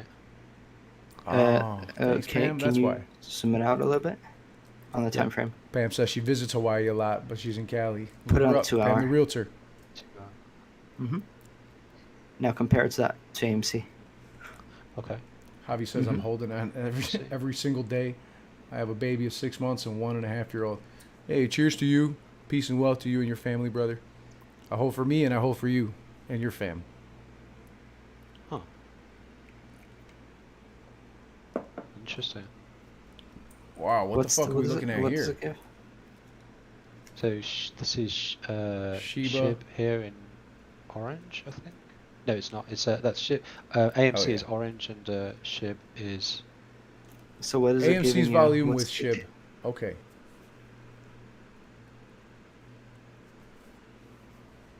Is it showing you the correlation numbers? Yeah, I can do that in this tool.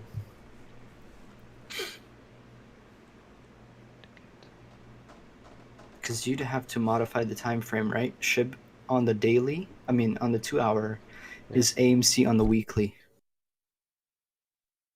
Okay, I don't know how I would compare those. Do you have quadrants on here?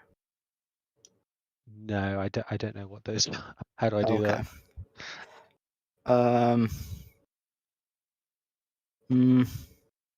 Quadrants is like where you divide it up into like 4 screens. Yeah, like if you have 2 screens, yeah. Yeah, I think I only have 2. Wait, if you're comparing it, the correlation, can you modify what the time frame is for each one that's being correlated? Like if you can say compare AMC on the daily with SHIB on the 2 hour, can you do that? Or it's all it's linked together to one specific time frame and you can't do that? Yeah, it's all linked together on one time frame, unfortunately, which is it's something really difficult to do. But Yeah, you can compare AMC with Bitcoin and Ethereum. Just Okay. do the three, and you'll probably AMC. find a correlation. Okay.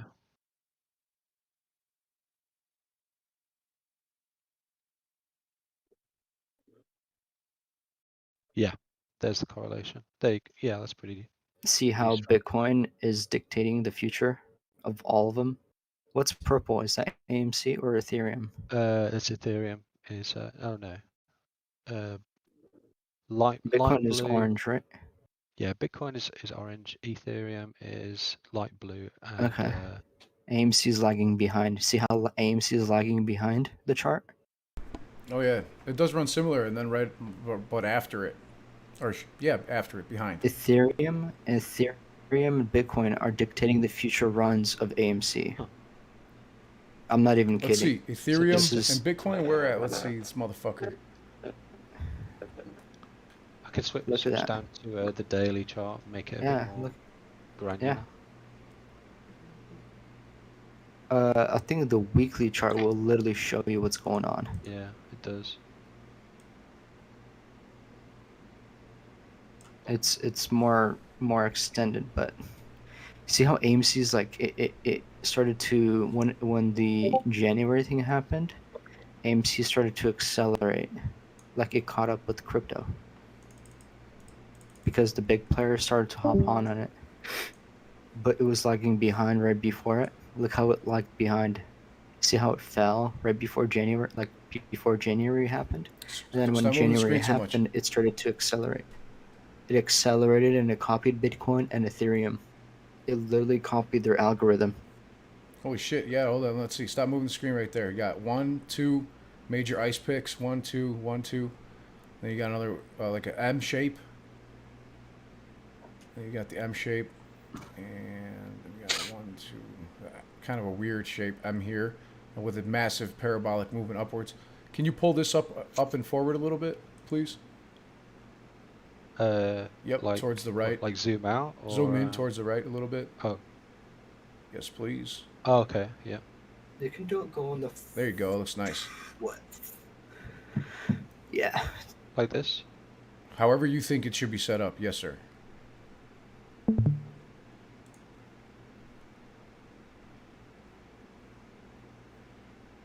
So this blue one is AMC, correct? The purple is AMC. Purple, I'm sorry. Purple, right? I should say, yeah. And so there's teal, purple, and orange. And it's having, see this the parabolic run up here, here. What do we have here? We have a W. We have an orange W. We've got multiple after this run up. We have here, we got an M, W. What the fuck's going on? Wait, when crypto, hold on, can you go back to January? Oh, because this is running after. It's not completed. Hold on, go back, please. Wait. Go back. Sorry, yeah. It's not quite completed. That's what I was seeing here. You've seen the parabolic move on orange, teal, and purple. Then afterwards, let's see, a V, M, V, a W, VW. Why does this have, what is this teal one? That's Ethereum. Yeah, that's Ethereum here. No, boss, you're right. I've been saying this W since here, I posted it on Twitter. the price action that's happening back here, this W below this run up that Ethereum and crypto recently had. No, it's this. It's showing the future of AMC. I see that. That's what I'm trying to say. So what happened here on this time period from June through October on Ethereum, or June through November on Ethereum, is what we're expecting to see next over here. Yes. So basically, so if you were to take this blue and orange line, cut them off right here, right around this segment where the blue line is, and add them over here, this could be potentially what we're seeing it. So you see the ice pick? Can you slide it over? Where Ethereum and Bitcoin, they join on top. When they you see join the on peak top, before they at fall? the very top, Yes, at the peak of the yes. parabolic run up. Yes. Oh, That's- where they fall together. The AMC, that's the AMC, right on June. Not June. Right when it ran to Yeah, June 2nd. That's correct. And then the second peak, you see this where they're tracking together, and Ethereum's second hill on top. Look at the second hill on top on Ethereum. No, Ethereum. That's AMC. Ethereum is cyan. Yes. Yeah. That Teal is your cyan. 52 run for AMC. This right here. Oh yeah, it is. Yeah, you're right. Oh. And then you have they moved up. Look at Ethereum. This is what I'm trying to see. If you go back to January, right before January. January is here. Yeah. No. Show me Bitcoin and Ethereum together, like more. Go back in time. Very good. Is it running immediately behind it? Yeah. I want to see. Oh, you can undo that. I want to see how do they match up. Is there like a matching up? Can you like match them up together? Because I'm trying to see if they when they cross over. Yeah. See how they're about to cross over, like Ethereum and Bitcoin. Like on the right side, they're about to cross over, and that's significant for AMC to run. Same thing that happened on the left side where Bitcoin crosses over Ethereum. You see orange crossing over cyan. Yep, Yeah, right there.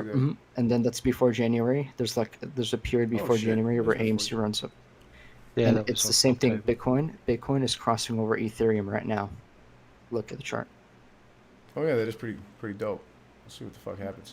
It's crossing over. It's crossing over Ethereum. And I think it's significant for an AMC next run. That's pretty Yeah, cool. this correlation between crypto and AMC and GME is really interesting. I mean, I've scanned through the charts and sometimes it looks like it's acting like the inverse of it, the exact opposite of it, and then there's other times when it just runs like a mirror. Yeah, when it aligns with crypto, it runs like hell. That sounds pretty fucking cool. I'm down with that. I hope. Can I show you? Can I show you one more indicator? This is bring it on. A really fun one. Let's I see think it. you might. It's got some boom candles in it. So just get rid of this. Yes, Brianna, we are not here to prove the future. We are just here to speculate. Correct. Absolutely right. No, forget that. I'm predicting the future. No, I'm predicting the future. I don't care.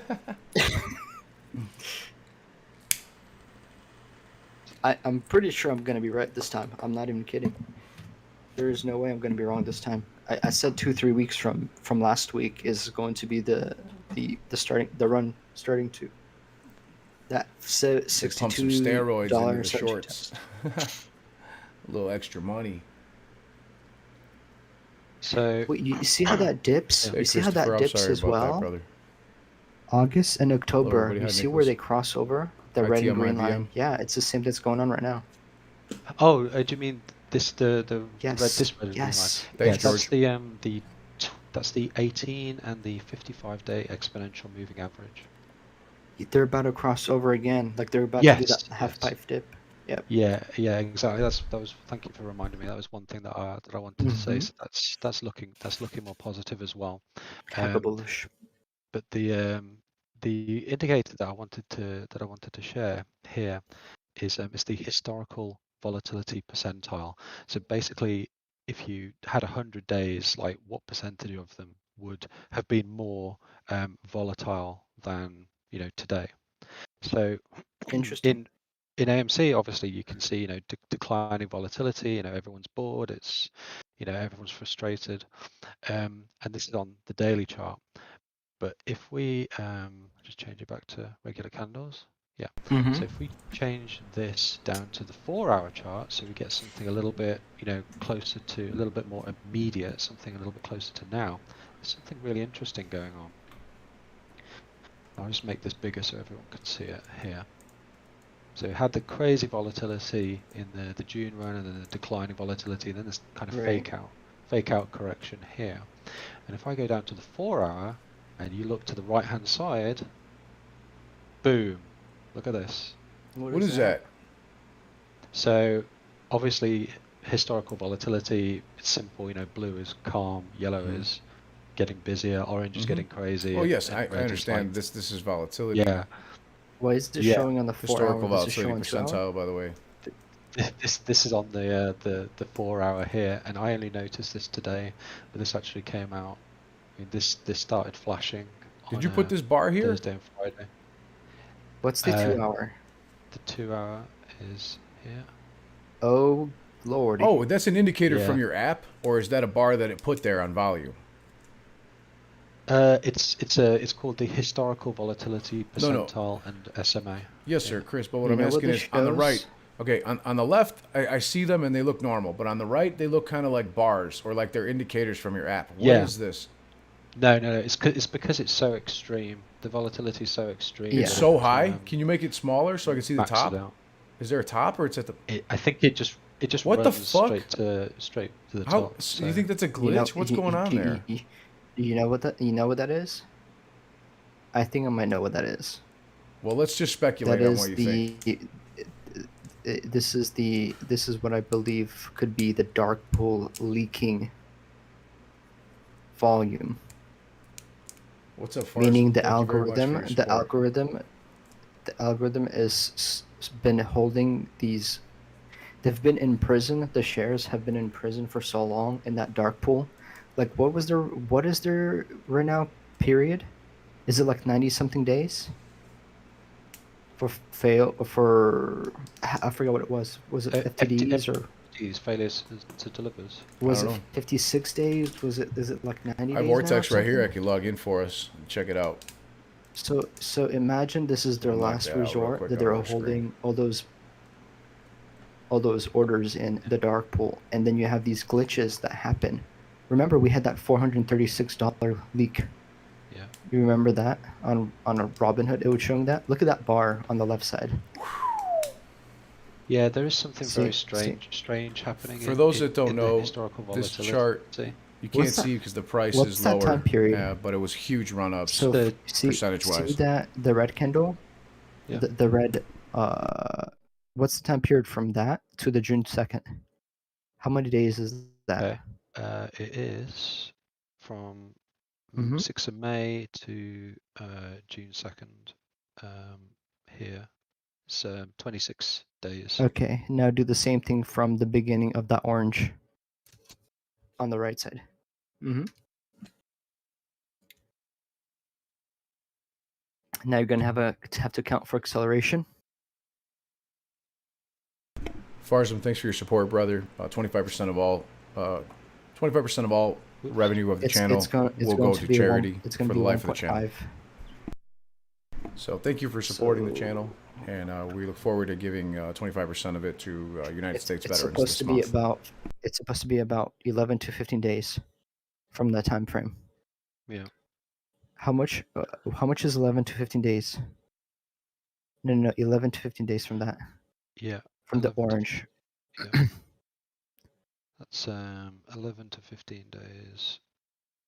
Is basically now to Yeah. like Wednesday or something.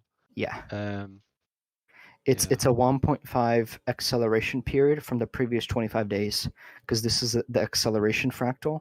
You see how the W, where W is right now, that W fountain, you see how that's accelerating compared to the previous W fractal that's decelerated when the June 2nd? Yeah. See how that's decelerated? It's stretched as hell, and now we're speeding up like the fractal was constricted. This is a 1.5. This is a 1.5 fractal. It's 1.5 times faster than the June 2nd, like what happened after June 2nd. That's why I'm telling you to put in 11 to 15 days from that orange line, because that's when that fractal begins. This is when you can account for the next run. It's the same thing that happened January to June. Yeah. This is why I'm saying this week is gonna be so hot, dude. It's interesting because you see this blue line here. This is a Fibonacci time zone. So, and that's on the 26th of October. And obviously we're looking at volume and all this kind of stuff, and a lot of different things just all seem to be pointing in the same direction, whether it's fractals or volume and stuff like that, and momentum. And I like to look at the higher up kind of time frames. I find them more, because you have crazy stuff happening on the 1 minute chart like all the time. But if I zoom out to the 4 hour here, it's indisputable that the last time we had anything comparable to this, was in May. And there's something else that's really 28th. interesting, is that in this case, the historical volatility was even lower now than it was then, which I Right. find really interesting.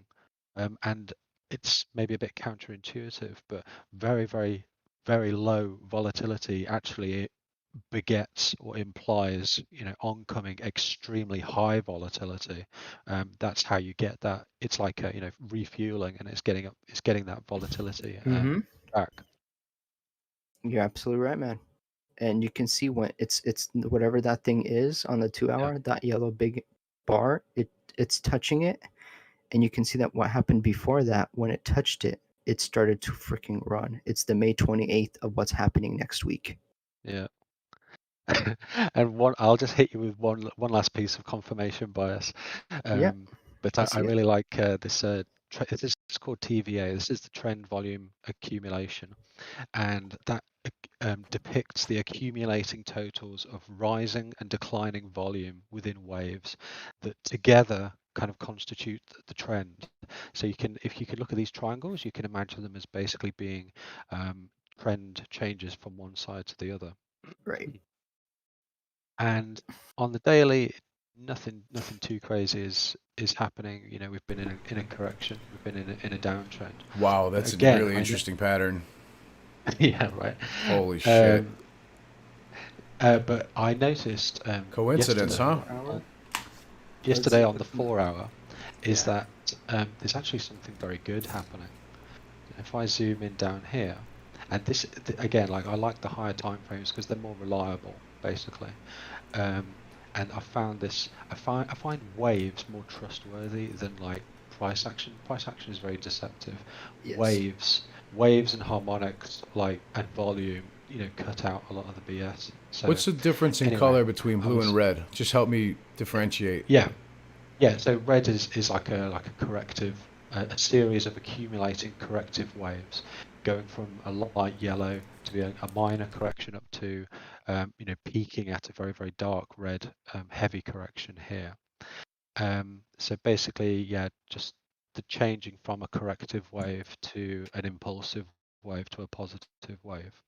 And it's been, as you can see, it's been very reliable over the course of, from June till now and before that. But what I noticed is that, and this is quite significant, and this is on the 4 hour time frame, this isn't on the 1 hour or 30 minutes, is that we haven't been flipped positive on the trend volume accumulation like this, since September, for weeks, so anybody shorting this now is shorting it right into the ground at the bottom. Like they're going to get wrecked, in my opinion. Yep. So, but yeah, I'm really, really pleased to see that we've got 12 hours of what looks to be, it's not guaranteed. Nothing is guaranteed with these things, but it just looks to be growing. It's picking up. Yeah. It's picking up. It's picking up in the right direction. So, yeah. Well, really, even really, before, pleased. if you look before, I don't think we have seen, like when it's starting a trend, like on the left side, right? There is one like that, but that doesn't look like what's going on right here. No, exactly. So this was like, I mean, this was fairly obviously like a fake out. I mean, it was obviously very toppy. It was clearly like an apex, and it was kind of pointing downwards. And this was just a little fake out here. But as you can see, that price action hasn't managed to fool this indicator on any previous occasion since then. And this is pointing. What does it look in the 1 hour? Pretty crazy, but positive. I want to see the correlation. Hold on, zoom out a little bit. Yeah. Okay, let me see the chart. Huh. Okay, when it starts that peak. Huh. What does it look before June 2nd? if you can show that. For June 2nd here.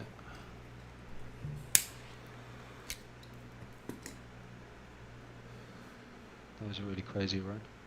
Citadel shorting my stream. Come on. I think it's starting that that phase right there.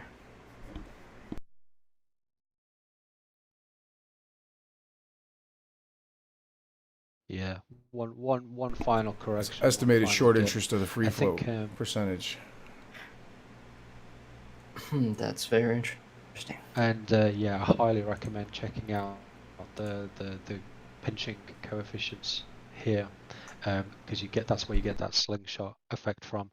And there's some nuances to it. Like I've seen it where they the clue for me is when they slingshot it downwards into the ground, which would normally be very bearish. It would push price down. When it doesn't, when it just flattens it out like a pancake, what it's like is like pinching a spring really, really hard between your fingers. It's a bear trap, yeah. Yeah, it's a bear trap, and and that energy kind of gets built up, and yeah, you get these massive pinches, and then money flows point in the right direction. Then you know what that boom, is? You know what that is? Look at you know, you were just showing it. Look at the one to the left, right to the left of it. Look at the peak. Oh, here. Look at the peak. Yeah, it's the complete inverse. It's the head and shoulders reversed on top of each other, and yeah, it's didn't think of it like that. opposite. Yeah, you do see these kind of head and shoulders inverse things in the different indicators. Like you can see it in the RSI as well, which I'm really happy about. You can see that on GME where there's this repeating kind of wedge, downwards falling wedge pattern in the RSI. And it's done it 3 times, and we're on the 4th time now. So GME is obviously very, very close to a massive breakout as well, in my opinion. Yeah, for sure. It's bullish as fuck, you guys. I love it. I just wish I had some GME. I wish you guys didn't give me a tumor. Shit, right?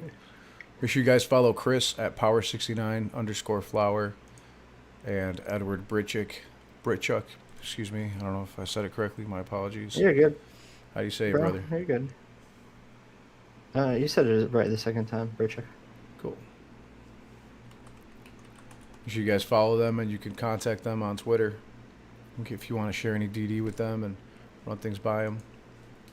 Really cool guys. Yeah, always putting out some fun thank information. you so much for your time. Yeah, Chris, you've been absolutely great, man. I'm showing everybody your Twitter right It's now, guys, amazing. so that in case they decide they're able to, they would like to reach out to you. You know, here's at Edward Britchuk, sorry. He's got an Instagram as well. Check it out. But they can see how it's spelled. It's on the screen right now.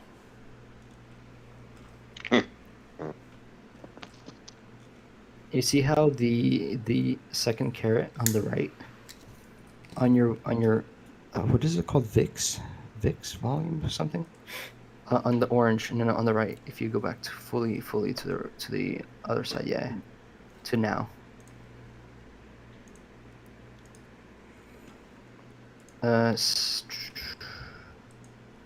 How you were what before on the 4 hour? Yeah, Sorry. The 4 hour on the daily. On that note, let me see. Please, everybody, take a moment. Take a moment to think about the situation that you're currently in, that we're currently in, and don't fuck it up. Don't fuck it up. This is your shot. Were you on the daily before? Could be. Sorry. Yeah. I'm not throwing away my shot. I'm just like my country, young, scrappy, and hungry, and I'm not throwing away my shot. I said I'm not throwing away my shot. No, I'm not throwing away my shot. I'm just like my country, young, scrappy, and hungry, and I'm not throwing away my shot. It's time to take a shot. New York City, stand up. Give it up for Joel Ortiz, ladies and gentlemen. That was great. Get your fucking money. I want my fucking money. Gary Gensler. I want my fucking money. Money. I want my fucking money. Who knows what the fuck's gonna happen? Gary Gensler. fucking money. Peace and wealth. Peace and wealth, people. Much love. Gary Gensler, I hope you were entertained. I want my fucking money. I hope you learned something. Money. Money. I want my fucking money. Fucking money.